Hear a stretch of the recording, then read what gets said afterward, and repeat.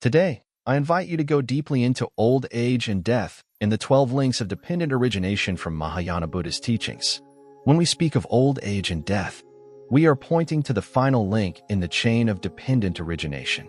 This is where the deepest suffering in life is revealed. This is the point where life ends, but not necessarily where our suffering ends. In fact, without awakening, this becomes the beginning of another cycle. In Mahayana scriptures, the Buddha teaches us that old age and death are not just biological facts. They are the direct results of karma and ignorance. Because there is birth, there must be aging and death. If birth ceases, then so too will aging and death cease. All of us know, we will grow old, the skin will wrinkle, hair will turn white, memory will fade, and the body will become weak. One day, the final breath will leave this body, and the elements of earth, water, fire, and wind will return to nature. But what truly brings suffering is not just the process itself. It is the mind's refusal to accept it. Fear, regret, attachment, the longing to hold on to youth, to beauty, to strength. These are the roots of suffering. We fear aging because we are attached to youth. We fear death because we cling to life. But when we truly see that all things are impermanent, that aging and death are natural laws, then we suffer much less. Instead of running from them, we turn to face them with understanding. With the eyes of wisdom, we can see that old age and death are not enemies. They're teachers. They remind us to live meaningfully. Dear friends, in daily life, we usually think about death only when someone close to us passes away, or when we ourselves are seriously ill. But those who walk the path contemplate death every day, not to be afraid, but to wake up, to not waste even a moment of this precious life. When a lay practitioner sees their parents growing older, see it as a profound teaching of impermanence. When your own body begins to ache, when your legs are no longer strong, smile gently to yourself. This is natural. Let old age and death become a practice, a moment to let go, to accept, to love more deeply.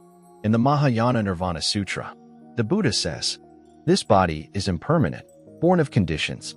What arises will pass away, but the Dharma body, the true nature, is not born and does not die.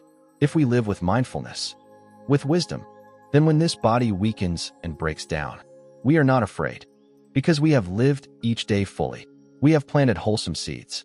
We are ready for a peaceful transition. Old age and death are not just an end of the body, but an end of a stream of karmic consequences. They are the end of a life chapter. But what is miraculous is that at the point of death, if wisdom is present, the entire cycle of samsara can end right there. Why? Because when we see clearly that aging and death or suffering are impermanent, are not self, then our mind no longer clings to this world. Dear friends, every link in the 12 links is interconnected. Old age and death is an effect, but it is also the cause of a new becoming. If there is no mindful stopping in the present, no insight, then after death, consciousness seeks another form to cling to, and the cycle begins again. That is why, for lay Buddhists, it's essential to reflect on aging and death often, not to feel negative, but to live more fully, more awake, to stop wasting time on things that don't truly matter, to stop chasing illusions, and start cherishing what is real. Can you see it? One day, all the things we hold tightly, we will have to let go. Our house, our possessions, our bodies, even the people we love. Everything will part from us. Only our karma follows us.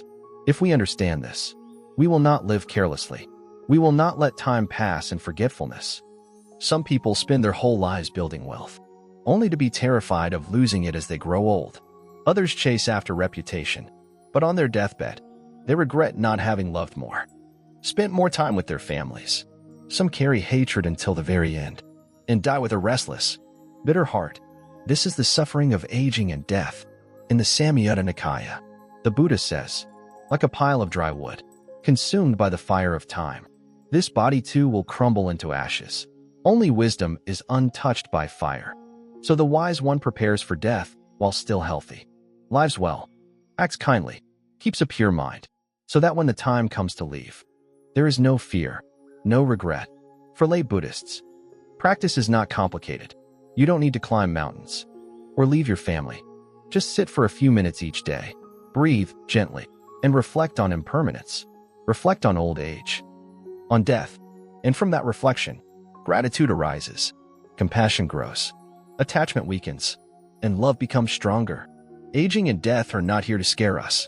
They're simply messengers, reminding us not to waste this life, to live in awareness, in kindness, and in peace. Some people avoid talking about death. They don't want to hear it, don't want to think about it. But the one who practices, uses it as a doorway to transformation. It becomes a tool for deepening mindfulness, for cultivating compassion, for waking up. And to be honest, death is always near, closer than we think.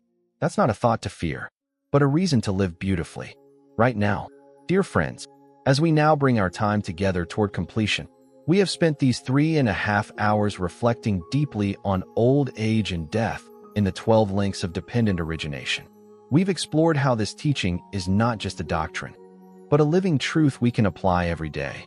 As lay practitioners walking the path of the Buddha, we don't study Buddhism to memorize ideas, but to transform how we live. One breath at a time, one choice at a time, we step away from suffering and closer to freedom.